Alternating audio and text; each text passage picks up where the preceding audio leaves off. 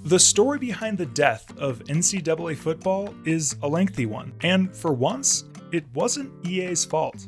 Well, at least not entirely. The problems with the college football games started long before they discontinued the franchise in 2014. Let's start at the beginning.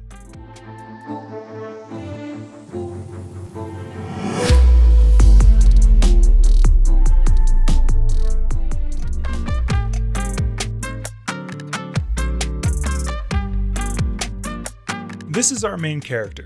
His name is Trip Hawkins. It's 1982, and he's just decided to leave his position of Director of Marketing and Strategy at this small little company called Apple to start a game development company.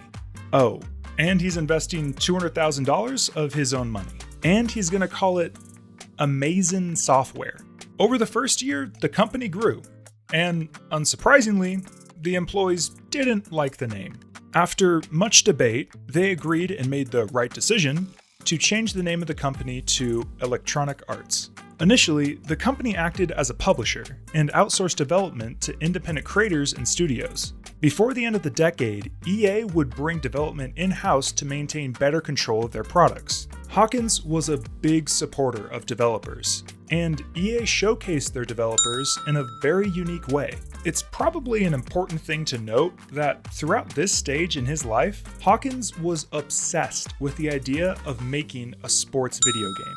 He had even tried to create a sports board game company before his time at Apple. That didn't work out, but things had changed. In 1988, led by Hawkins' obsession, EA reached a deal with John Madden to use his name on their football game. Boosted by the sales of their first Madden game, among others, Electronic Arts went public in 1989. Over the next 2 years, Trip Hawkins was frustrated with console manufacturers and how much they were taking from game developers, who he believed were essential to the success of the industry. While still serving as the chairman of EA, Hawkins started yet another company, 3DO, where he built consoles that took a very small royalty, unlike their competitors like Nintendo. Meanwhile, in the early 90s, EA had reached an agreement with Bill Walsh, the three-time Super Bowl champion who coached at Stanford University, to create a college counterpart to Madden. In 1993, the first college football and FIFA games were released.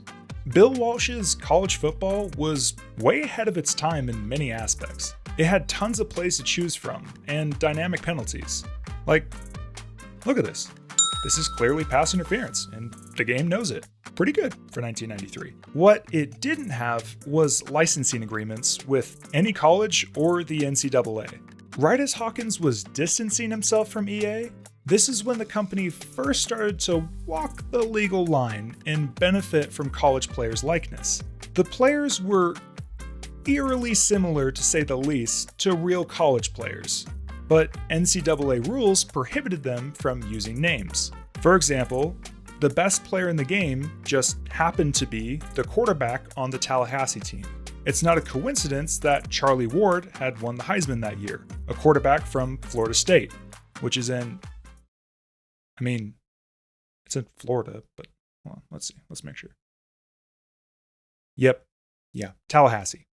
It wasn't long before Hawkins had to choose between EA and 3DO, and it was at this point that our main character died. Not really though, he's just no longer a part of this game. He chose 3DO over EA, and that company eventually went bankrupt. It's only level 1, and we're out our main character. That's kind of telling of what's to come.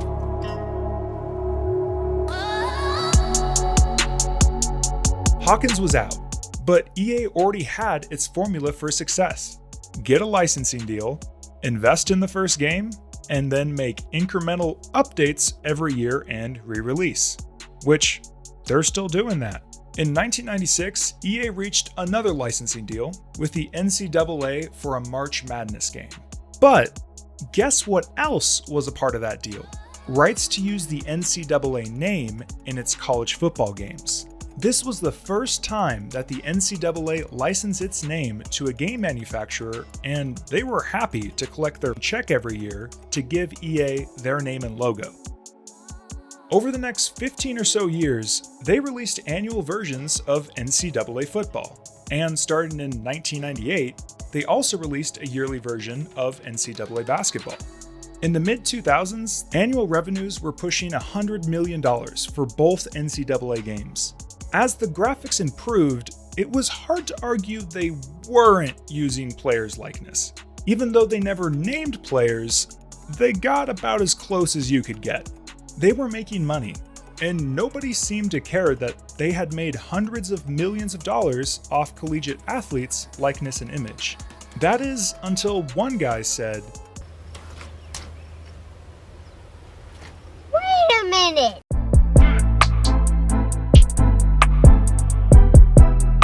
It was November of 2008, at the start of the Great Recession, when somebody started caring.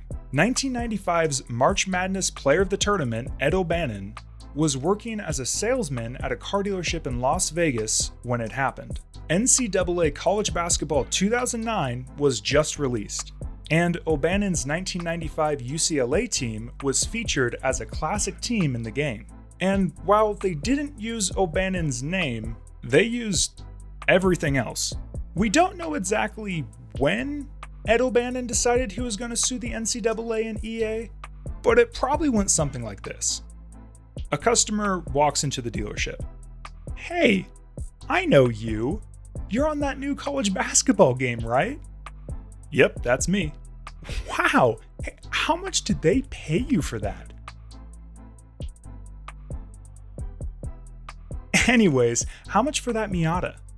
So, a class action lawsuit was filed against the NCAA, with EA and the Collegiate Licensing Company being named as co-defendants in 2009.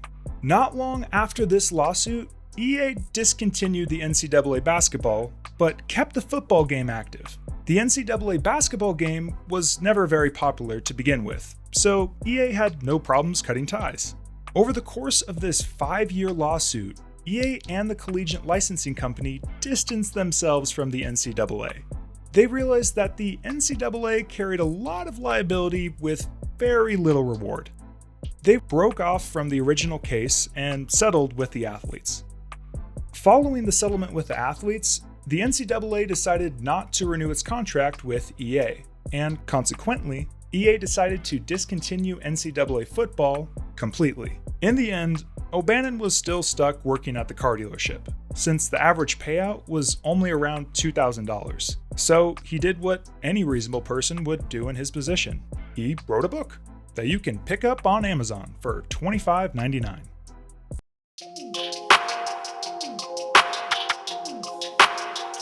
It took 20 years for EA and the Collegiate Licensing Company to realize what we've all known.